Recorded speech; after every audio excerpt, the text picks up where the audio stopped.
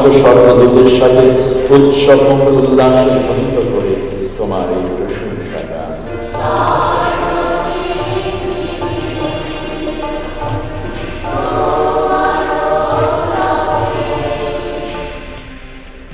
ধর্মীয় আচার আনুষ্ঠানিকতায় উদযাপিত হচ্ছে খ্রিস্ট ধর্মাবলম্বীদের প্রধান ধর্মীয় উৎসব বড়দিন। গির্জায় গির্জায় বিশেষ প্রার্থনা, শান্তি ও কল্যাণ কামনা। চাঁদপুরে 7 মার্টারে চেতনানাশক ব্যবহারের ইঙ্গিত, হত্যার আগে অজ্ঞান করা হয় শ্রমিকদের। ডাকাতির বিষয়টিকে সামনে রেখেই চলছে তদন্ত। প্রত্যেককেই চেতনানাশক প্রয়োগ করে বা খাবারের সাথে ঘুমের ঔষধ প্রয়োগ করে অজ্ঞান করে ঘটনাটা ঘটেছে। না হলে একজনকে হত্যা করা হলে পাশের রুম টের পাবে না, পাশের রুম থেকে কেউ আসবে না, এরকমটি হওয়ার কথা নয়। লাগামহীন ডলারের বাজার, বিদেশগামীদের পাশাপাশি ব্যবসা বাণিজ্য বিরূপ প্রভাব। আরেক দফা উস্কে দিতে পারে মূল্যস্ফীতি। মালামাল চুরি করতে কাভার্ড ভ্যানে গোপন পথ, চালক হেলপারের সহায়তায় সুকৌশলে সরানো হয় বিপুল পণ্য। তদন্তে নেমে চক্রের 4 সদস্যকে গ্রেফতার করল পিবিআই। বরিশালে নতুন ভবন নির্মাণে নকশা অনুমোদন দিচ্ছে না সিটি কর্পোরেশন। পড়ে আছে হাজারের বেশি আবেদন। নীতিমালা নিয়ে পাল্টাপাল্টি বক্তব্য। 40% প্ল্যানের এইসব টাকা কিন্তু সব জমা দেওয়া, এরপরে হোল্ডিং কিন্তু জমা দেওয়া হয়ে গেছে, এরপর আমরা প্ল্যান পাচ্ছি না। রাস্তা যদি 12 ফিট হয় একরকম হবে, যদি 25 ফিট হয় তখন আছে আনলিমিটেড। যারা আবেদন করছে তারা এই ক্রাইটেরিয়াগুলো মানতে চাচ্ছে না। সন্ধ্যার পর কক্সবাজারে একঘেয়েমি কাটাতে হোটেল রিসোর্টে সুর সঙ্গীতের আয়োজন। সাধুবাদ জানালেন দেশি বিদেশি পর্যটকরা। First time that I have seen this kind of live musical show and I just enjoy it. Mainly actually live music এর জন্য। We like the guitarist and the singer too. নানা আনুষ্ঠানিকতার মধ্য দিয়ে আজ বিশ্বজুড়ে পালিত হচ্ছে খ্রিস্ট ধর্মের সবচেয়ে বড় উৎসব ক্রিসমাস। মধ্যরাত থেকেই শুরু হয় উদযাপন। ক্রিসমাস ইভে গির্জায় গির্জায় হয় বিশেষ প্রার্থনা। রীতি অনুযায়ী দিনের প্রথম প্রহরে বড়দিনের মূল আয়োজনের সূচনা হয় যিশুর জন্মস্থান বেথলেহেমে। মঙ্গলবার নেটিভিটি চার্চে লাতিন ধর্মগুরু পিয়ের বাতিস্তা পিজাবেলার নেতৃত্বে হয় ক্রিসমাস ইভের বিশেষ প্রার্থনা। ভ্যাটিকানের সেন্ট পিটার্স স্কোয়ারে পোপ ফ্রান্সিসের নেতৃত্বে ধর্মীয় আয়োজনে যোগ দেন বিশ্বের বিভিন্ন দেশের মানুষ। 5 বছর পর ক্রিসমাস প্রার্থনার আয়োজন চলছে প্যারিসের নটরডেম ক্যাথেড্রালেও। যুদ্ধবিধ্বস্ত গাজা, সিরিয়ায় বড়দিনের প্রার্থনায় সামিল হন খ্রিস্ট ধর্মানুসারীরা। এছাড়া ইউরোপ, আমেরিকা সহ বিশ্বের বিভিন্ন প্রান্তে ক্রিসমাস উদযাপনে চলছে নানা আয়োজন।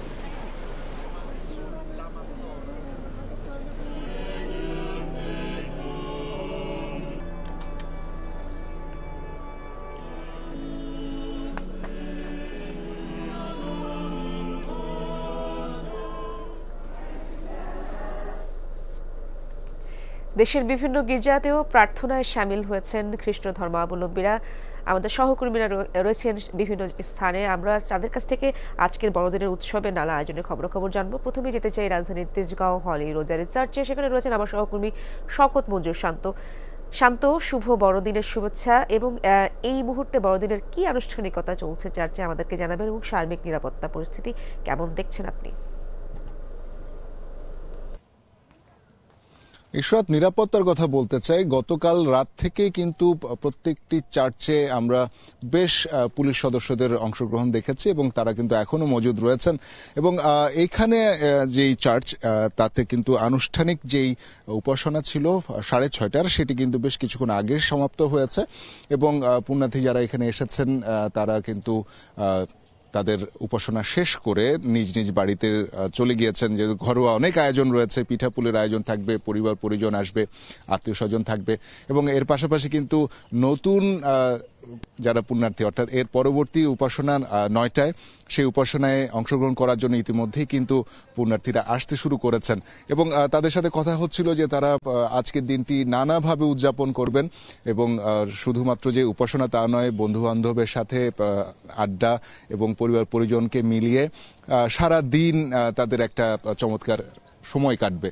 এর চেয়ে বড় আরেকটি বিষয় রয়েছে, সেটি হচ্ছে সেমেট্রিতে তারা কিন্তু এসে তাদের যেই পরিজন বিগত হয়েছেন, যাদেরকে হারিয়েছেন, তাদের কবরের পাশে এসে কিন্তু তারা শ্রদ্ধা নিবেদন করছেন, মোমবাতি প্রজ্বলন করছেন এবং প্রার্থনারত হচ্ছেন।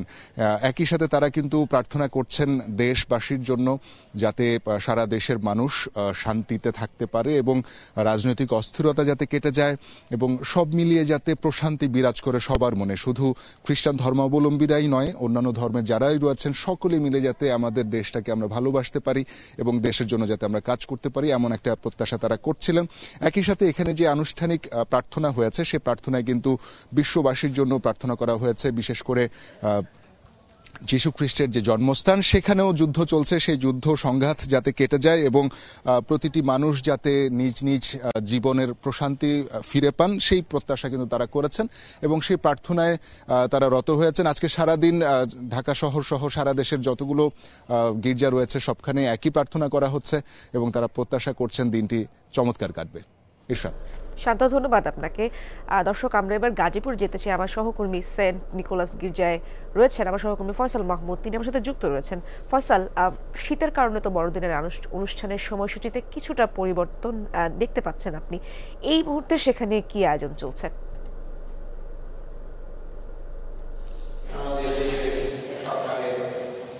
ইশরাত, আপনি যেটা বলছিলেন যে আসলে বেশ কিছু কারণেই আগে যে আনুষ্ঠানিকতা ছিল সকাল সকাল, সেটি কিন্তু এবার কিছুটা পরিবর্তিত সময়ে কিছুটা বাড়িয়ে সকাল 7টা থেকে করা হয়েছে এবং সেই 7টা থেকেই কিন্তু আমরা দেখছি যে খ্রিস্টান ধর্মাবলম্বী যারা আছেন তারা কিন্তু সবাই ঠিক 7টার সময় তারা তাদের চার্চে এসেছেন এবং ঠিক 7টার সময় কিন্তু তাদের যে প্রার্থনাটি সেটি কিন্তু যথাসময়ে শুরু হয়েছে। আপনারা দেখতে পাচ্ছেন যে এই মুহূর্তে আমরা যে নিকোলাস গির্জে আছি নাগরিক কালীগঞ্জের, সেটি কিন্তু একেবারে বলা যায় যে খ্রিস্টান ধর্মাবলম্বীদের পরিপূর্ণই বলা যায়। তারা সকলেই কিন্তু এসেছেন সকালের যে প্রার্থনাটি, অর্থাৎ সকাল 7টা বাজে যে প্রার্থনাটি শুরু হয়েছে সেই প্রার্থনায় অংশ নেওয়ার জন্যই মূলত তারা এসেছেন। এই মুহূর্তে আপনারা দেখছেন তাদের যে ধর্মগুরু রয়েছেন তিনি কিন্তু খ্রিস্ট জগ তথা তারা যে প্রার্থনা করছেন যীশু খ্রিস্টের জীবনী নিয়ে তারা কিন্তু আলোচনা করছেন। তাদের যীশু খ্রিস্টের জীবনী এবং তার জন্ম, তার বেড়ে ওঠা, সেই সব বিষয়গুলো নিয়ে তারা মূলত আলোচনা করছেন, যেটি শুরু হয়েছে।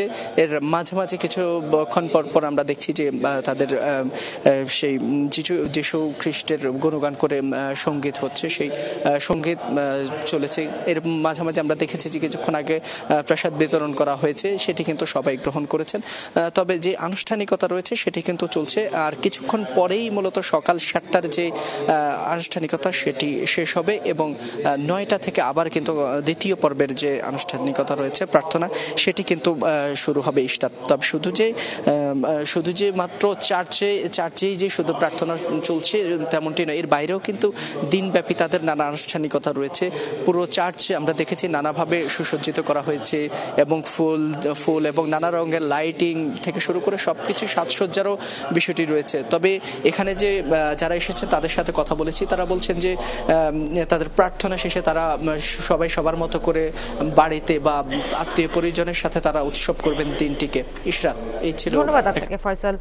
রাজধানী এবং গাজীপুর থেকে আমার সহকর্মীরা যুক্ত ছিলেন, আমার সাথে বরিশাল এবং চট্টগ্রাম থেকেও আমার সহকর্মীরা যুক্ত আছেন। এবার বরিশালে যেতে চাই, বরিশালের বড়দিনের আয়োজন জেনে নেব আমার সহকর্মী কাউসার হোসেনের কাছ থেকে। কাউসার, বরিশালে তো বরাবরই বড় আয়োজন থাকে ক্রিসমাসে, এবার কেমন দেখছেন প্রার্থনা, স্তুতি গান ও অন্যান্য আনুষ্ঠানিকতা নিয়ে?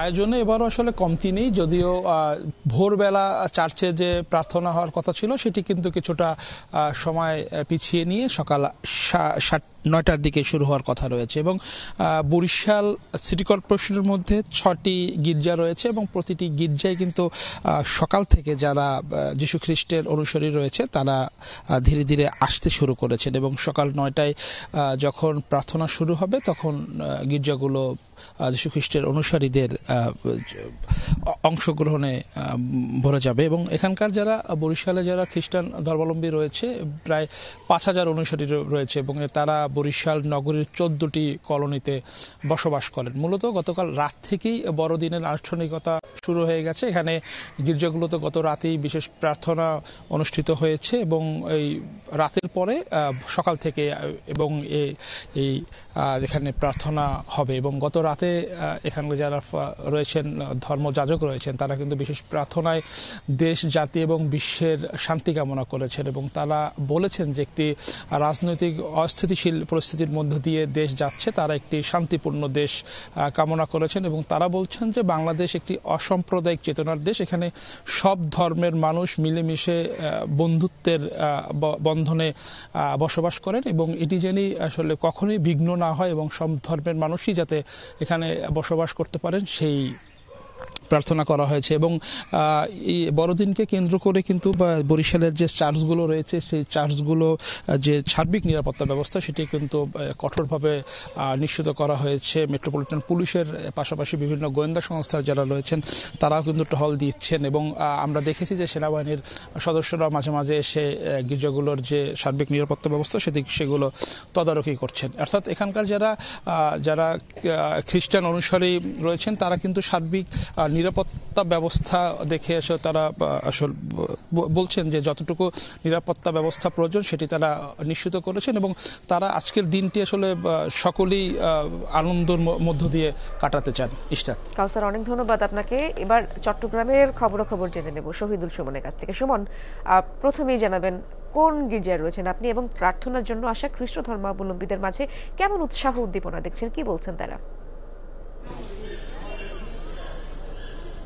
ইশরাত, আমি পাথরঘাটা গির্জায় রয়েছি। এটি নগরীর কোতোয়ালি মোড়ে।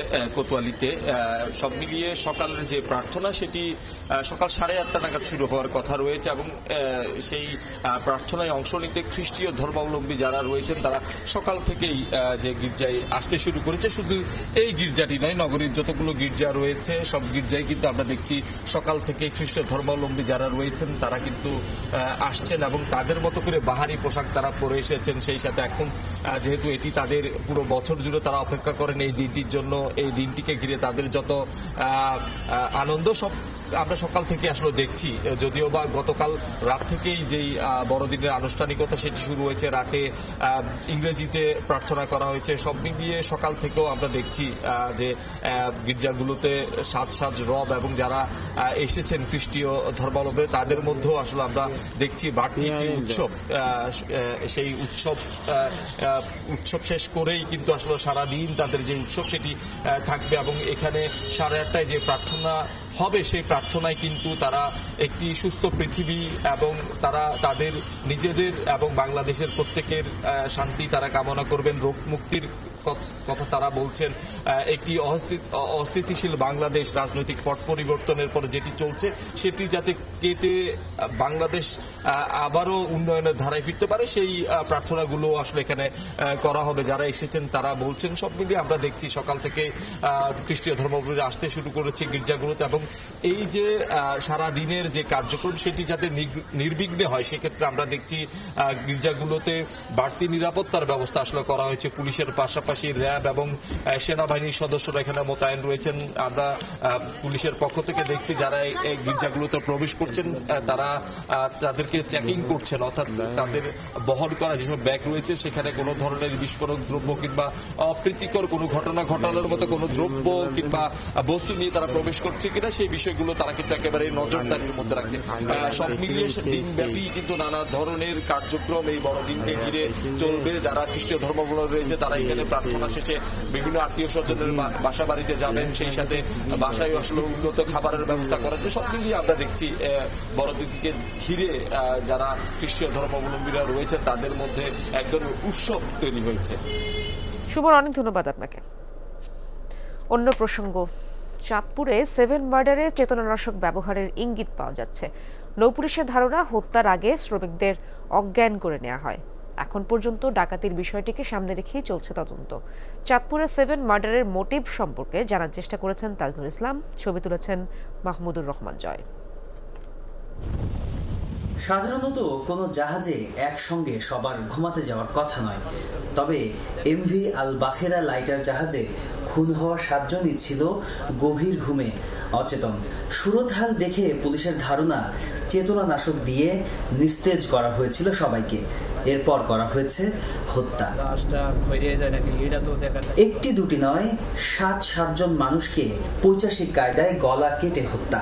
চাঁদপুরের হাইমচরের মাঝের চর এলাকায় এমভি আল বাখেরার এই ঘটনায় প্রাণে রক্ষা পেয়েছেন কেবল একজন, যদিও শ্বাসনালীতে আঘাত লাগায় তার অবস্থাও আশঙ্কাজনক। কি কারণে এই হত্যাকাণ্ড? ডাকাতি না পূর্বশত্রুতা? মূলত এই দুটি কারণেই আলোচনায় আসছে ঘুরে ফিরে। তবে ন্যাক্কারজনক এই ঘটনা যে পরিকল্পিত, এই ব্যাপারে একমত প্রায় সবাই। আমরা নদীতে চাকরি করি, জাহাজেই চাকরি করি। আমাকে অনেক সময় ডাকাতি ধরে 2টা সল্ট মারে, 2টি বাড়ি মারে, ডাকাতি কাছাই কুচুর নিয়ে যায়। আর এ তো অন্যরকম একটা দৃশ্য দেখলাম। বেরিন জগতে আমরা এই কথাটা কখনোই শুনি নাই যে ডাইরেক্ট জবাই দিয়ে ফেলাইছে। এটা আমাদের কাছে মনে হয় যে ব্যক্তিগত কোনো শত্রুতা। মালিকদের সাথে, স্টাফদের সাথে হয়তো সম্পর্ক খারাপ ছিল বা দেনা পাওনা যে কোনো একটা বিষয় হয়েছে, যে কারণে ওদেরকে এই সিস্টেমটা করে দেওয়া। জাহাজে যার যার রুমে ঘুমিয়েছিলেন নিহত সবাই। মস্তক ছাড়া আর কোথাও আঘাতের কোনো চিহ্ন মেলেনি। ডাকাতির সঙ্গে এই ঘটনা মেলানো যায় না বলে মনে করেন নৌ পুলিশের এই কর্মকর্তা। প্রত্যেককেই চেতনানাশক প্রয়োগ করে বা খাবারের সাথে ঘুমের ঔষধ প্রয়োগ করে অজ্ঞান করে ঘটনাটা ঘটেছে। না হলে একজনকে হত্যা করা হলে পাশের রুম টের পাবে না, পাশের রুম থেকে কেউ আসবে না, এরকমটি হওয়ার কথা নয়। এবং প্রত্যেকেই শুয়ে আছেন এবং তাদের মাথায় ধারালো অস্ত্র বা ঘাড়ে ধারালো অস্ত্র দ্বারা আঘাত করা হয়েছে। শরীরের অন্য কোথাও কোনো আঘাত নেই।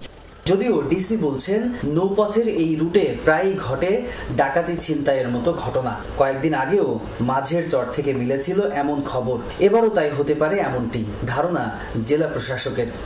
মোটিভ অনুযায়ী আমাদের কাছে যেটা মনে হয়েছে যে নদীপথে প্রায় সময় ডাকাতি হয়। আর যেহেতু জাহাজটাতে আমাদের শার্ট ছিল, শার্টটাও খুব মূল্যবান জিনিস, সুতরাং চুরি এবং ডাকাতি এরকমটাই কিছু হতে পারে। আমাদের কাছে এরকমটাই মনে হয়েছে। ডিসিএসপির ধারণা ভিন্ন হলেও একটা জায়গায় তারা একমত, তদন্তে হত্যার কারণ ও অপরাধী বেরিয়ে আসবে বলে আশা তাদের। আসলে এটাকে আমরা স্রেফ একটা ডাকাতি বা চুরি কেস ধরেই আমরা আগাচ্ছি আর কি। যদি আমাদের তদন্তে ভিন্ন কিছু আসে আপনারা নিশ্চয়ই জানতে পারবেন। তো আমার মনে হয় যে এই ঘটনাটার পরে আমরা আমাদের নিরাপত্তা যে বেষ্টনীটা আছে, আমাদের যে টহলটা আছে, সেটাকে আমরা বৃদ্ধি করব। এটি একটি পরিকল্পিত হত্যাকাণ্ড।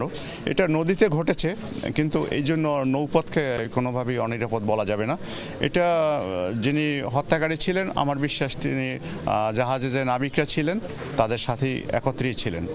নির্মম বর্বর এমন ঘটনা এক জীবনে দেখেনি শোনেনি চাঁদপুরের কেউ। সবাই জানলো প্রথমবার, আর তাতেই নৌপথে চলাচল করা মানুষের মাঝে আতঙ্ক বেড়েছে বেশ। অবশ্যই পরিকল্পিত একটা ঘটনা। তাছাড়া একটা লঞ্চে 7-8 জন স্টাফ আছে, সবকে মেরে ফেলছে। এটা অবশ্যই পরিকল্পনা একটা। যে মারলে একজনের মারবো বা একজনের কোপ দেবো, 2 জনের কোপ দেবো, কোপ দিয়ে ভয় ভিত্তি দেয়া যে টাকা পয়সা নেবে বা মোবাইল টোবাইল নেবে, এরম তো কিছু না। এরম হইলে 1-2 জনের মারতে আর সবাই পিটাইতে পারে, সবাই তো পরিকল্পনা ছাড়া এটা মারতে পারে না। চাঁদপুরের এই নৌরুট দেশের অত্যন্ত গুরুত্বপূর্ণ একটি নৌরুট, যেখানে দিনরাত মিলিয়ে শত শত নৌযান চলাচল করে। তবে হাইমচরের 7 মার্ডারের ঘটনার পর অনেকখানি আতঙ্ক বেড়েছে নৌ শ্রমিকদের মাঝে। এরই মধ্যে হত্যার মোটিভ নিয়েও তৈরি হয়েছে নানা রকম বিতর্ক। তবে সব তর্ক বিতর্ক ছাপিয়ে এখন সবার একটাই প্রত্যাশা, এই ঘটনার সঠিক তদন্ত আর বিচার। তাজনুর ইসলাম, যমুনা নিউজ, চাঁদপুর। চরম সংকট চলছে নগদ ডলারের। ব্যাংক থেকে মানি এক্সচেঞ্জ কোথাও নেই ডলারের দেখা। খোলা বাজারেও দাম চড়া। প্রতি ডলারের জন্য গুনতে হচ্ছে 119 টাকার বেশি। এতে বিপাকে পড়েছেন শিক্ষা ও চিকিৎসার জন্য বিদেশগামীরা। বিরূপ প্রভাব পড়ছে ব্যবসা বাণিজ্যেও। এক্সচেঞ্জ মালিকদের অভিযোগ, ডলার লেনদেন নিয়ে ব্যাংক এবং মানি এক্সচেঞ্জের মধ্যে বৈষম্যমূলক আচরণ করছে বাংলাদেশ ব্যাংক। তাই দামের ক্ষেত্রেও চলছে নৈরাজ্য। কয়েক মাস স্থিতিশীল থাকার পর আবারও অস্থির ডলার বাজার। তীব্র সংকট দেখা দিয়েছে নগদ ডলারের। এক ব্যাংক থেকে অন্য ব্যাংকে ধর্ণা দিয়েও মিলছে না ডলার। এতে বিপাকে বিদেশগামী শিক্ষার্থী এবং চিকিৎসা নিতে যাওয়া সাধারণ মানুষ। অনেকে বিকল্প বৈদেশিক মুদ্রা নিয়ে যাচ্ছেন গন্তব্যে। সংকটের কথা জানালেন ব্যাংকাররাও। চিকিৎসার জন্য ইন্ডিয়াতে যাব, ব্যাঙ্গালোরে। তো ডলারের জন্য কয়েকটা ব্যাংকেই ঘুরেছে, কিন্তু কোথাও পাচ্ছেন। মোটামুটি মতিঝিলের এমন কোনো ব্যাংক নাই, গত 3-4 দিনে যাই নাই, বাট কেউ আমাকে ওইভাবে আশানুরূপ কোনো ফল দিতে পারেনি। $1 128 টাকা, আর ব্যাংকের রেট হচ্ছে গিয়ে আপনার $1 121 টাকা। এই দিক থেকে ব্যাংকটাই ভালো, আর হচ্ছে গিয়ে খুলনা বাজারের রেটটা অনেক বেশি। যারা থাইল্যান্ড যাচ্ছেন আমরা চেষ্টা করতেছি তাদেরকে থাই মুদ্রা দিতে, মালয়েশিয়া যারা যাচ্ছেন তাদেরকে মালয়েশিয়ান, সিঙ্গাপুরগুলো সিঙ্গাপুর। সাপ্লাইটা কম থাকার কারণে আমরা মানুষদেরকে ডলার মানুষের চাহিদা অনুসারে দিতে পারছি না। একই অবস্থা মানি এক্সচেঞ্জেও। সরকার নির্ধারিত দামে ডলার লেনদেন সম্ভব হচ্ছে না বলে জানান এক্সচেঞ্জ মালিকরা। আর খোলা বাজারে ডলার কিনতে হচ্ছে 127 টাকার উপরে। 27 টাকা 60 পয়সা চাচ্ছে, এবং এর আগে যেটা কিনেছিলাম সেটা হচ্ছে 22 টাকা 60 পয়সা, 30 পয়সা, 23 টাকা 60 পয়সা এরকম ছিল আজ থেকে আরও 2-3 মাসে। কিন্তু এখন হচ্ছে 27 টাকা 60 পয়সা করে এখন আমার কাছে চাচ্ছে, হ্যাঁ, যেটা কিন্তু আমার কিনতে এখন সমস্যা প্রবলেম হয়ে যাচ্ছে। 20 টাকা হলো কিনা আর 21 টাকা হলো বিক্রির রেট আমাদের। এই দামে কোনো ডলার কেনা বেচা হয় না, কেউ আমাদের কাছে বিক্রি করেও না, আর আমরা কাউকে দিতেও পারতেছি না। মানি এক্সচেঞ্জ অ্যাসোসিয়েশনের সভাপতি বলেন, বাংলাদেশ ব্যাংকের বৈষম্যমূলক আচরণের কারণে ডলার বাজারে অস্থিরতা কাটছে না। আমরা তো বহুবার বলছি যে আপনারা আমাদের কাছ থেকে নেন, আবার আমাদের দেন, সেটাও সেন্ট্রাল ব্যাংক রাজি হচ্ছে না। তাহলে আমি বাধ্য হচ্ছি অনৈতিক পন্থা অবলম্বন করার জন্য। আমি লিখে রাখছি 21 টাকা, বেশি 26 টাকা 27 টাকা। আমাকে দিয়ে এটা কে করাচ্ছে? আমার রেগুলেটর করাচ্ছে। উনি আমার টুটি চাপিয়ে ধরে রাখছে যে আমরা যেভাবে বলবো ওইভাবে করতে হবে আপনার। ডলার বাজারের অস্থিরতার প্রভাব পড়ছে ব্যবসা বাণিজ্যেও। ব্যবসায়ী নেতারা বলছেন, ব্যাংকগুলো বাংলাদেশ ব্যাংক নির্ধারিত দামে রপ্তানি মূল্য পরিশোধ করলেও ঋণপত্র খুলতে গুনতে হচ্ছে বাড়তি টাকা। আমরা তো আমার ডলারটা বেচতেছি 119 টাকায়, কিন্তু আমি যখন পরক্ষণে কোনো কিছু আমদানি করতে হচ্ছে তখন কিন্তু আমাকে কিনতে হচ্ছে আরো 4 টাকা বা 5 টাকা বেশি দিয়ে। আর নন এক্সপোর্টার, কমার্শিয়াল ইম্পোর্টার যারা, তাদেরকে 125 থেকে 28 পর্যন্ত কিন্তু দিতে হচ্ছে। রেমিটেন্সের প্রবাহ কিন্তু ভালো এখন, আবার আমাদের রপ্তানিটাও কিন্তু মোটামুটি ভাবে আগের চেয়ে একটু ভালোর দিকে। তাহলে এই হঠাৎ করে এই ক্রাইসিসটা কেন তৈরি হবে? যে এটাকে একটু খতিয়ে দেখা হোক, এর পিছনে কোনো ষড়যন্ত্র আছে কিনা, বা এর পিছনে কোনো কারসাজি আছে কিনা। ডলারের বাড়তি দামে পণ্য আমদানি করায় মূল্যস্ফীতি আরেক দফা বাড়বে বলে মনে করেন ব্যবসায়ী ও অর্থনীতিবিদরা। আলমগীর হোসেন, যমুনা নিউজ, ঢাকা। চলন্ত কাভার্ড ভ্যান থেকে অভিনব কৌশলে পণ্য চুরি করা সংঘবদ্ধ চক্রের 4 সদস্য ধরা পড়ল চট্টগ্রামে। তারা দক্ষ এবং প্রশিক্ষিত। চুরিতে সহায়তা করে কাভার্ড ভ্যানের চালক ও হেলপার। গ্রেফতারের পর চাঞ্চল্যকর সব তথ্য দিয়েছে পিবিআইকে। কাভার্ড ভ্যানের ভেতর গোপন পথ, যেখান দিয়ে সুকৌশলে সরিয়ে ফেলা হয় ভেতরে থাকা 3 হুইলারের 184টি টায়ার। চুরির পর সেসব চোরাই পণ্য বিক্রির জন্য ফেসবুকে বিজ্ঞাপন আকারে পোস্ট দেয় চোর চক্র। ক্রেতা সেজে সেসব পণ্য কিনতে যায় পিবিআইয়ের একটি টিম। এরপর হাতে নাতে ধরে চোর চক্রের 4 সদস্যকে। চট্টগ্রামের সীতাকুণ্ডে অভিনব পদ্ধতিতে এই চুরির ঘটনায় গত 16 ডিসেম্বর থানায় মামলা করে আমদানিকারক প্রতিষ্ঠান। ছায়া তদন্তে নেমে অভিনব এই কৌশল জানতে পারে পিবিআই। পোস্ট করেছিল মাল বিক্রি হবে, চাকা আর কি, ইজি বাইকের চাকা। তখন যখন কিনতে যায় সেই নাম্বারে যোগাযোগ করে। তারা 3 লাখের মতো টাকা অ্যাডভান্স দেওয়ার পরে তারা তাদের গোডাউনে নিয়ে মাল হস্তান্তরের সময় বিষয়টা ফাইন্ড আউট হয়, ধরা পড়ে। চোর চক্রের সদস্যদের দাবি, কাভার্ড ভ্যানের নিচ দিয়ে বিশেষ কায়দায় ভেতরে প্রবেশের পথ তৈরি করে রাখে চালক ও হেলপার। বন্দরে পণ্য আনা নেওয়ার সময় এক ফাঁকে সেই পথ ধরে ঢুকে পণ্য সরিয়ে ফেলা হয়। এ চক্রে আছে আরও বেশ কয়েকজন সদস্য। মাঝখানে ওই যে প্রবেশদ্বারটা তারা রাখে আর কি। সব কাভার্ড ভ্যানে এই সুযোগ নাই। কাভার্ড ভ্যানের সাথে কাভার্ড ভ্যানের ড্রাইভার, হেল্পার এবং যে একটা চোর চক্র, এটা একটা বিশাল সিন্ডিকেট, তারা সবাই এটার সাথে জড়িত। আল আমিন শিকদার, যমুনা নিউজ, চট্টগ্রাম। কয়েক বছর ধরে নতুন ভবন নির্মাণের প্ল্যান অনুমোদন দিচ্ছে না বরিশাল সিটি কর্পোরেশন। ফলে বরিশালের সার্বিক অর্থনীতিতে বড় ধরনের নেতিবাচক প্রভাব পড়ছে। ধস নামতে শুরু করেছে আবাসনের সাথে সংশ্লিষ্ট ব্যবসা বাণিজ্যে। বেকার হওয়ার পথে শ্রমিকরা। সিটি কর্পোরেশন বলছে 1996 সালের ইমারত নির্মাণ নীতিমালা মানতে নারাজ আবেদনকারীরা। যদিও কনসালটেন্সি ফার্মগুলোর দাবি, বরিশাল সিটি কর্পোরেশনের নিজস্ব নীতিমালা থাকার পরও আইনের দোহাই দিয়ে প্ল্যান আটকে রেখেছে নগর কর্তৃপক্ষ। জীবনের শেষ সময়ে এসে পেনশনের টাকায় 4তলা বাড়ি নির্মাণ করতে চেয়েছিলেন মনিরুজ্জামান। প্ল্যান অনুমোদনের জন্য আবেদন করেছিলেন বরিশাল সিটি কর্পোরেশনে। অনুমোদিত প্ল্যানের জন্য 3 বছর ধরে ঘুরছেন নগর ভবনের কর্তা ব্যক্তিদের টেবিলে টেবিলে। 58 বর্গ কিলোমিটার আয়তনের বরিশাল সিটি কর্পোরেশনে জনসংখ্যার সাথে বাড়ছে আবাসনের চাহিদা। মাথা গোঁজার ঠাঁই নিশ্চিত করতে প্রয়োজন বহুতল ভবন নির্মাণ, কিন্তু কয়েক বছর ধরে নগর ভবনে পড়ে আছে হাজারের বেশি প্ল্যানের আবেদন। আমি সিটি কর্পোরেশনে আমার সমস্ত কাগজপত্র প্ল্যান জমা দিচ্ছি, কিন্তু সিটি কর্পোরেশন অদ্যাবধি এখন তো 2 বছর হয়ে গেছে, আমার সে প্ল্যান এখন পর্যন্ত পাস করে না। 5-6 বছর আগে যখন বাড়ি করতে চেয়েছি আমি, তখন যদি যে লোনটা পেতাম এখন সেই লোনটা আমি পাবো না, ব্যাংক আমাকে সেই লোন দিবে না। 1200 অধিক প্ল্যান জমা আছে এবং এখানে প্রায় 40% প্ল্যানের এইসব টাকা কিন্তু সব জমা দেওয়া, এরপরে হোল্ডিং কিন্তু জমা দেওয়া হয়ে গেছে, এরপর আমরা প্ল্যান পাচ্ছি না। প্রধান নির্বাহী বলছেন, ইমারত নির্মাণ নীতিমালা 1996-এর আলোকে ভবনের প্ল্যান অনুমোদন দিয়ে থাকেন তারা, কিন্তু আবেদনের ক্ষেত্রে এই নীতিমালা মানা হচ্ছে না। রাস্তা যদি 12 ফিট হয় একরকম হবে, যদি 25 ফিট হয় তখন আছে আনলিমিটেড, এরকম আমাদের ক্রাইটেরিয়া আছে। এখন যারা আবেদন করছে তারা এই ক্রাইটেরিয়াগুলো মানতে চাচ্ছে না। আবেদনকারী ও পরামর্শক প্রতিষ্ঠানগুলোর অভিযোগ, 1996-এর নীতিমালা সংযোজন বিয়োজন করে 2020 সালে নিজস্ব নীতিমালা প্রণয়ন করে সিটি কর্পোরেশন। প্ল্যানের বিপরীতে 2020-এর নীতিমালা অনুযায়ী নির্ধারিত ফি জমা নিচ্ছে নগর কর্তৃপক্ষ, কিন্তু অনুমোদনের বেলায় 1996-এর নীতিমালার দোহাই দেয়া হচ্ছে। হঠাৎ করে এসে এই বর্তমান যারা আছেন তারা আবার এখানে ব্যাগে চলে গেছেন, ব্যাগে গিয়ে এখন আমাদের এই প্ল্যানটাকে একদম থামিয়ে দিয়ে রেখেছেন। বিনা হ্যাসেলে যদি প্ল্যানগুলো অনুমোদন দেয়া হয় তাহলে যেভাবে আবাসন শিল্পের আসলে উৎসাহ বাড়বে। এদিকে প্ল্যান অনুমোদন বন্ধ থাকায় হুমকির মুখে বরিশালের অর্থনীতি, ঝুঁকিতে আবাসন ব্যবসা। ইট, বালু, রড, সিমেন্ট সহ সংশ্লিষ্ট ব্যবসায় মন্দাভাব, কাজ হারানোর শঙ্কায় নির্মাণ সংশ্লিষ্ট শ্রমিকরা।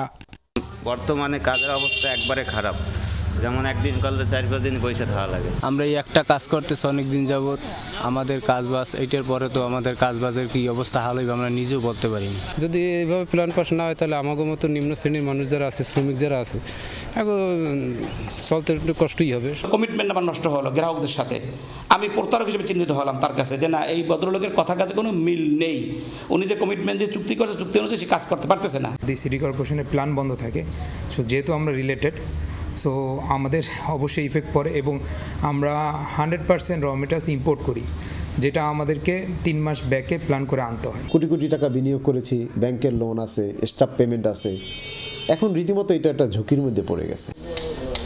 বরিশালে আবাসন খাতে প্রতি বছর 2,500 কোটি টাকা লেনদেন হয় বলে জানিয়েছেন ব্যবসায়ীরা।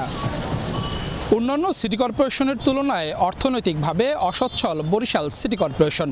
এই সিটির আয়ের অন্যতম উৎস হোল্ডিং ট্যাক্স। নতুন নতুন ভবন নির্মাণ হলে হোল্ডিং ট্যাক্স বাড়বে, তবে সেই আয়ের পথ রহস্যজনক কারণে বন্ধ করে রেখেছে নগর কর্তৃপক্ষ। কাউসার হোসেন, যমুনা নিউজ, বরিশাল। রিহ্যাব ফেয়ারে বাড়ছে ক্রেতা সমাগম। এক ছাদের নিচে মিলছে ফ্ল্যাট ও প্লটের ঠিকানা। ছোট মাঝারি আকারের ফ্ল্যাটের চাহিদা বেশি। 70 লাখ থেকে 1 কোটি টাকা দামের ফ্ল্যাটের খোঁজ নিচ্ছেন বেশিরভাগ দর্শনার্থী। ঢাকার মূল অংশে নতুন ফ্ল্যাটের দাম বেশি, তবে উপশহরে দাম তুলনামূলক কম। তাই ক্রেতাদের কপালে চিন্তার ভাঁজ। তারা বলছেন তাতে মধ্যবিত্তের স্বপ্ন পূরণ করা কঠিন। স্বপ্নের এই শহরে একটু মাথা গোঁজার ঠাঁই কে না চায়? সেই ঠিকানা খুঁজতেই এক ছাদের নিচে এই আবাসন মেলার আয়োজন শুরু হয়েছে। আবাসন খাতের সবচেয়ে বড় কার্যক্রম রিহ্যাব ফেয়ার। 1 বছর বিরতির পর এই মেলার আয়োজন করায় ক্রেতা দর্শনার্থীদের আগ্রহ বেশি, কিন্তু আকাশ ছোঁয়া দামে হচ্ছে না স্বাদ আর সাধ্যের সমন্বয়। যে দাম এখন আছে সেটা আমাদের মতন মধ্যবিত্ত পরিবারের জন্য সেটা শহর সাধ্য না। সাশ্রয়ের মধ্যে ভালো একটা ফ্ল্যাট, সেক্ষেত্রে মানে রিজনেবল প্রাইসের মধ্যে যদি একটা মানে কোয়ালিটি সম্পন্ন একটা ফ্ল্যাট থাকে। মধ্যবিত্ত শ্রেণীর মানুষদের চাহিদায় ছোট এবং মাঝারি মানের ফ্ল্যাট। এসব ফ্ল্যাটের দাম চাওয়া হচ্ছে ৮০ লাখ থেকে ১,২০ লাখ টাকা পর্যন্ত। ৯০০ স্কোয়ার ফিটের ফ্ল্যাটের দাম ৭০ থেকে ৮০ লাখ, আর ১২০০ থেকে ১৫০০ স্কোয়ার ফিটের দাম হাঁকা হচ্ছে ১,২০ লাখ টাকা থেকে ২ কোটি টাকা পর্যন্ত। যেটা ১৫০০ বা ২০০০ সেটা হচ্ছে আমাদের ১ কোটির ওপরে। ১.৫ কোটি তাজমহল রোড, সেটা আমাদের ১,৯০,০০,০০০ আমরা আস্কিং চাচ্ছি। ছোট শুধু আমাদের জিগাতলাই আছে ৯০০ স্কোয়ার ফিট স্টুডিও অ্যাপার্টমেন্ট টাইপের, ওটা ৭৫ লাখ চাচ্ছি।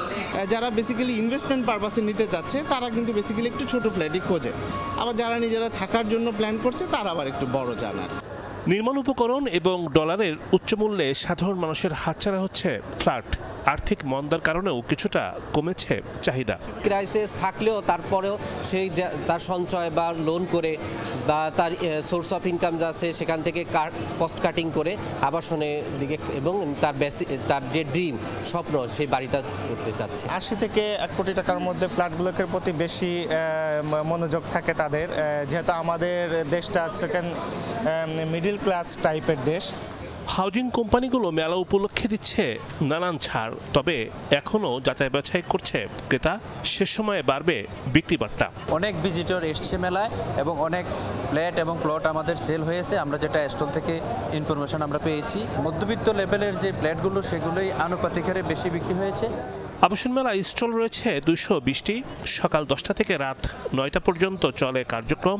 5 দিনের এই মেলা শেষ হবে শুক্রবার। রিমন রহমান, যমুনা নিউজ, ঢাকা। নির্মাণের প্রায় ৩৬ বছরেও সংস্কার হয়নি ভোলা বাস টার্মিনাল। জরাজীর্ণ, ব্যবহারের অনুপযোগী হয়ে পড়েছে ভবনটি। বিকল্প কোনো জায়গা না থাকায় এটি ব্যবহার হচ্ছে এখনো। প্রতিদিনই চরম ঝুঁকি নিয়ে চলছে কার্যক্রম, নিরাপত্তাহীনতায় যানবাহন। দ্বীপ জেলা ভোলা থেকে 5টি রুটে প্রায় 90টি বাস চলাচল করে। এসব যানবাহন যাওয়া আসার জন্য নির্মাণ করা হয়েছিল বীরশ্রেষ্ঠ মোস্তফা কামাল টার্মিনাল। কিন্তু নির্মাণের প্রায় ৩৬ বছরেও সংস্কার না হওয়ায় জরাজীর্ণ এই ভবনটি। ঝুঁকিপূর্ণ ভবনে নেই যাত্রী ছাউনি ও পাবলিক টয়লেট। সড়কের উপর দাঁড়িয়ে চলে যাত্রী ওঠানামা। প্রতিদিন যাতায়াত করা প্রায় 20,000 যাত্রী শিকার হচ্ছেন ভোগান্তির। কোনো যাত্রী ছাউনি নাই, এই জন্য কষ্ট হচ্ছে দাঁড়িয়ে থাকতে এখানে। বাচ্চা নিয়ে তাও আবার ডাইরেক্ট বাসে যাওয়ার জন্য টিকিট কেটে দাঁড়িয়ে রয়েছে, বসার মতো কোনো স্থান নাই। পরিষ্কার পরিচ্ছন্নতার দিক দিয়ে একবারে নাজেহাল অবস্থা। টয়লেট নাই, একদিন মানুষ বইতে পারে না, খারাইতে না, যাইতে চলতে ফিরতে। এই বীরশ্রেষ্ঠ মোস্তফা কামাল বাস টার্মিনালের কোনো সংস্কার কাজ না হওয়াতে বর্তমানে অত্যন্ত জরাজীর্ণ অবস্থার মধ্যে আছে এই বাস টার্মিনালটি। ভাঙা সড়ক আর টার্মিনালের নিরাপত্তা ব্যবস্থা নিয়ে অভিযোগ আছে বাস মালিক ও চালকদের।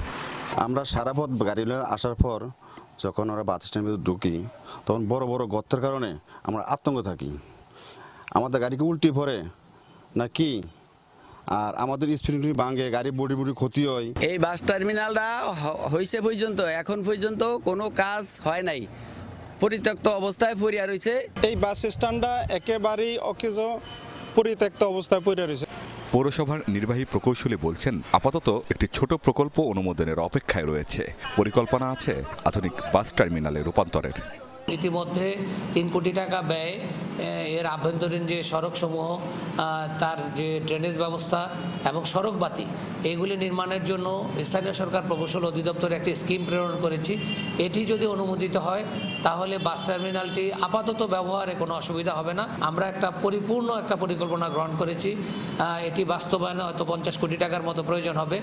প্রায় 3 একর জমির উপর 1988 সালে নির্মিত হয় বীরশ্রেষ্ঠ মোস্তফা কামাল বাস টার্মিনাল। দীর্ঘদিন অব্যবহৃত থাকার পর 1996 সালে আনুষ্ঠানিকভাবে এখান থেকে বাস চলাচল শুরু হয়। আমিন বাবু, যমুনা নিউজ। কুমিল্লায় সরকারি জায়গায় শতবর্ষী কবরস্থান দখল করে মাদ্রাসা ও এতিমখানা গড়ে তোলার অভিযোগ উঠেছে সাবেক পাবলিক প্রসিকিউটর অ্যাডভোকেট মুজিবুর রহমানের বিরুদ্ধে। তদন্তে গিয়ে সালিশি বৈঠকের চেষ্টা সমাজসেবা কর্মকর্তার। এলাকাবাসীর অভিযোগ, বিভিন্ন সময়ে অনিয়মের প্রতিবাদ করলে মামলা ঠুকে দিতেন পিপি। কুমিল্লার বুড়িচংয়ের পীরযাত্রাপুর গ্রাম। অভিযোগ রয়েছে এখানে খাস জমি দখল করে গড়ে তোলা হয়েছে এতিমখানা। 3 জন এতিম থাকলেও 30 জনের নামে বরাদ্দ এনে অর্থ আত্মসাতের অভিযোগ উঠেছে জেলা ও দায়রা জজ আদালতের সাবেক পিপি অ্যাডভোকেট মজিবুর রহমানের বিরুদ্ধে। অনুসন্ধানে জানা গেছে শতবর্ষী একটি কবরস্থানের জায়গা দখল করে 2014 সালের 1 জানুয়ারি চালু করা হয় মাদ্রাসা ও এতিমখানাটি। সেটির নামকরণ নিজের বাবার নামে করেন মজিবুর রহমান। চালুর পর থেকে সমাজসেবা অধিদপ্তরের ক্যাপিটেশন গ্রান্টেরও আওতাভুক্ত করা হয় এতিমখানাটি। বিভিন্ন সময়ে নানা খাত দেখিয়ে বরাদ্দ আনা হয়। অভিযোগ রয়েছে এসব বরাদ্দ আত্মসাৎ করেছেন অ্যাডভোকেট মজিবুর রহমান। এমনকি প্রতিবাদ করলে ঠুকে দেওয়া হতো মামলা। আমার আব্বার আমার খবর আছে, আমার 3 মা আর 4 জন, 2 জন এইখানে আর 2 জন ওই কোন 4 জন আমার গোষ্ঠী আওলাদের সবার খবরই। তারা জোর কইরা ক্ষমতার বলে এবার তো আমলি গেছিল, এবার ভাইয়ের শালা আজিজুর রহমান এবার শালা পেশকার ছিল, তারা তো আমলি ক্ষমতাটা ছিল, তো জোর জুলুম করে তারা এই জায়গা আমরা দখল করে লিছি। আমাদের ভাইবাতি যে 3-4 জনটা মামলা দিয়ে বই রয়েছে, উনি তখন কিন্তু ক্ষমতাশীল, তো উনি মামলা দিয়েছে। এই মামলা এখন আজ পর্যন্ত পাইতেছি। অনিয়মের বিষয় তদন্তে এতিমখানাটি সরেজমিন ঘুরে দেখেন সমাজসেবা অধিদপ্তরের কর্মকর্তারা, কিন্তু প্রকৃত ঘটনা যাচাই ছাড়াই সালিশি বৈঠকের মাধ্যমে শেষ হয় কার্যক্রম, এমন অভিযোগ স্থানীয়দের। তদন্ত করতে গিয়ে ওনারা তদন্ত মাদ্রাসাত করেও নাই, এতিম কয়জন আছে ওনারা তদন্ত করে নাই, এবং এই খাসের জায়গার ভিতরে মাদ্রাসা করে রাখছে। মাদ্রাসার যে 30 জন ছাত্র আছে তার যে ক্যাপিটেশনের টাকা আসে, তারা কি টাকাটা কি সঠিকভাবে পাচ্ছে কি পাচ্ছে না এটা তদন্ত করে নাই। ছাত্র কতজন আছে এইটাও তদন্ত করে নাই। উঠান বৈঠকের মতন কিছু মানুষ একত্র করলো, সবার বক্তব্য নিল। এ বিষয়ে সমাজসেবা কর্মকর্তার দাবি অধিকতর যাচাই বাছাইয়ের পরই রিপোর্ট দেবেন তারা। আমরা যে ডকুমেন্টগুলো পেয়েছি সেটা আমরা ডকুমেন্টারি ক্রস চেক করব। আমার কাজ হচ্ছে রিপোর্ট দেওয়া, যাচাই বাছাই করে আমি সেটা দিব। অভিযোগের বিষয়ে বক্তব্য জানতে মজিবুর রহমানের বাড়িতে গিয়ে তাকে পাওয়া যায়নি। তার ছোট ভাইয়ের দাবি জমির দলিল নেওয়া হয়েছে স্থানীয় আব্দুস সোবান মাস্টারের কাছ থেকে। তবে কোন নিয়মে খাস জমির দলিল দিলেন সে বিষয়ে কোনো উত্তর দিতে পারেননি দলিলদাতা। সরকারি জায়গায় এটা সরকারি জায়গায় সোবান মাস্টারের দলিলদাতা, আলমকার সাক্ষীদাতা, এই জায়গাটা খাসের জায়গার দলিল দিয়েছি, আমাদের কাছে দলিলটা আছে। মেম্বার সাহেবে যোগাযোগ করে আমরা আগের সিস্টেমের মেম্বাররা ছিল, এই বাড়িতে হে আমার নামে রেকর্ড করাইয়া এটা দিয়া তারপরে সরকার থেকে কাগজপত্র আমার নামে আনছে। অনিয়মের পুরো বিষয়টি তদন্ত করে ব্যবস্থা নেওয়ার আশ্বাস জেলা প্রশাসকের। কবরস্থান যদি থেকে থাকে সেখানে এতিমখানা হবেই বা কেন, আর এতিমখানা যদি হয় তো এটা তো একটা বন্দোবস্তের প্রক্রিয়া থাকবে। পুরো বিষয়টা আমরা একটা তদন্ত করে দেখব, যদি কোনো অনিয়ম এখানে থেকে থাকে আমরা সরকারি প্রচলিত বিধি অনুযায়ী ব্যবস্থা গ্রহণ করব। ক্ষমতার অবৈধ প্রভাবে সরকারি জমি দখল ও অর্থ আত্মসাতের বিষয়টি সঠিক তদন্তের মাধ্যমে ব্যবস্থা নেবে প্রশাসন, প্রত্যাশা সচেতন মহলের। খোকন চৌধুরী, যমুনা নিউজ, কুমিল্লা। সমতলে এবার মিষ্টি কমলা চাষ করে সফল জয়পুরহাটের কৃষক ইমরান হোসেন। পতিত জমিতে বাড়ি 2 জাতের মিষ্টি কমলা চাষে ভাগ্য ফিরেছে এই কৃষকের। স্বামী স্ত্রী মিলে শখের বাগান তৈরি করে এলাকায় সাড়া ফেলেছেন। প্রতিদিন ক্রেতা আর দর্শনার্থীরা ভিড় করছেন এই বাগানে। কৃষি অফিসের সহায়তা পেলে আরও সম্প্রসারণ হতে পারে বাগান। নিজ বাগানে এভাবেই পরিচর্যায় ব্যস্ত সময় পার করেন আক্কেলপুরের তরুণ কৃষক ইমরান হোসেন। 3 বছর ধরে এই বাগানে কমলা বিক্রি করছেন তিনি। অন্য যে কোনো ফসলের তুলনায় অধিক লাভজনক এই ফল। এই বাগানের প্রতি এভারেজে প্রতি গাছে আমার 40 কেজি ফল আসছে। তো আমার এই বছর আমার টার্গেট হলো 80 থেকে 90 মণ কমলা আসবে। তো আমি সাধারণত এই কমলাগুলো বাজারে নিতে হয় না, আমার বাগান থেকেই দর্শনার্থী আসে। আমার বাগান এ যাবৎ পর্যন্ত 3বার কমলা আসলো, এবার দিয়ে 3বারই বাগান থেকেই বিক্রি করতে পারছি। কমলায় ভরপুর এই বাগান দেখতে প্রতিদিনই ভিড় জমাচ্ছেন উৎসুকরা। এসে দেখি যে প্রচুর পরিমাণে কমলা হয়েছে এবং সমতল ভূমি, এবং আমি এটা দেখে আমি নিজে নিজে মনস্থির করলাম যে আমিও এরকম একটি বাগান করব। আমি এখানে কমলার বাগান দেখতে আসছি, এখানে এসে দেখলাম এক একটা গাছে প্রচুর কমলা ধরছে। দেখে আমরা খুব খুশি, খাওয়াছি পাড়া পড়শিও খাওয়া। এমন বাগান তৈরিতে কৃষি অফিস আগ্রহীদের সহায়তা করবেন বলে আশ্বাস দিচ্ছেন। আমাদের যে কমলা বিদেশ থেকে যে আমরা আমদানি করি, সেই আমদানির চাহিদা আমাদের যাতে কমে যায়, সেটাই আমাদের লক্ষ্য। সেই লক্ষ্য পূরণ করতে কিন্তু আমাদের কৃষক ভাই সচেষ্ট হয়েছে এবং আশা করি আমাদের পার্শ্ববর্তী যারা কৃষক আছে তারা এই কমলা বাগানটা দেখে উৎসাহিত হবে এবং পার্শ্ববর্তী জমি যেগুলো আছে সেগুলোতে কমলা চাষে করবে। মাত্র 1 বিঘা জমিতে 170টি কমলার গাছ লাগিয়েছেন কৃষক ইমরান। প্রতিটি গাছ থেকে 40 কেজি করে ফল পাবেন এবং প্রতি কেজি 250 টাকা কেজি দরে বিক্রির আশা করছেন তিনি। সোবহান চৌধুরী, যমুনা নিউজ। ভরা মৌসুমে পর্যটকের কোলাহলে মুখর কক্সবাজার। দেশি বিদেশি পর্যটক আকর্ষণে এই শহরের সাম্প্রতিক সংযোজন এবং অভিনবত্ব নজর কাটছে সবার। সমুদ্র সৈকতের সৌন্দর্য উপভোগের পাশাপাশি পর্যটকদের সময় কাটানোর সুযোগ করে দিতে ব্যতিক্রমী নানা আয়োজন পুরো শহরে এনে দিয়েছে ভিন্ন মাত্রা। এই আবহ ধরে রেখে পরিকল্পিত উদ্যোগের তাগিদ পর্যটন সংশ্লিষ্ট সবার। কক্সবাজার প্রতিনিধি এহসান আল কুতুবের পাঠানো তথ্যচিত্র নিয়ে রিপোর্ট। পর্যটন নগরী কক্সবাজারে এখন ভ্রমণ পিপাসুদের ঢল। সমুদ্র পাড়ে সন্ধ্যা নামার দৃশ্য ধারণে পশ্চিমমুখী হাজার হাজার চোখ। সূর্য বিদায়ের পর বাকি সময় কিভাবে কাটছে শত শত মাইল পাড়ে দিয়ে যাওয়া পর্যটকদের। হোটেল মোটেলে গল্প আড্ডা বারবিকিউর বাইরেও জমছে শেষ ডিসেম্বরের আনন্দ আয়োজন।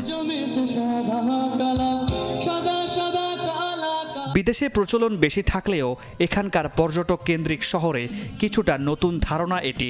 সন্ধ্যা নামার পর সাগর পাড়ের হোটেল, রিসোর্ট, রেস্টুরেন্টে বা নির্দিষ্ট জোনে চলে সুর সঙ্গীতের আয়োজন। লাইভ মিউজিক শোনার জন্য ফ্যামিলিকে নিয়ে ভালো লাগছে এই জন্য আর কি। এখানে মেইনলি আসে লাইভ মিউজিকের জন্য, কারণ আমাদের একটু লাইভ মিউজিক পছন্দ। Cox's Bazar is our one of the most amazing place, most touristic place. বিচগুলা যদি আরেকটু লার্জের দিকে লাইটিং করানো যায় সেক্ষেত্রে মনে হয় আমরা আরো একটু বেশি এনজয় করতে পারি।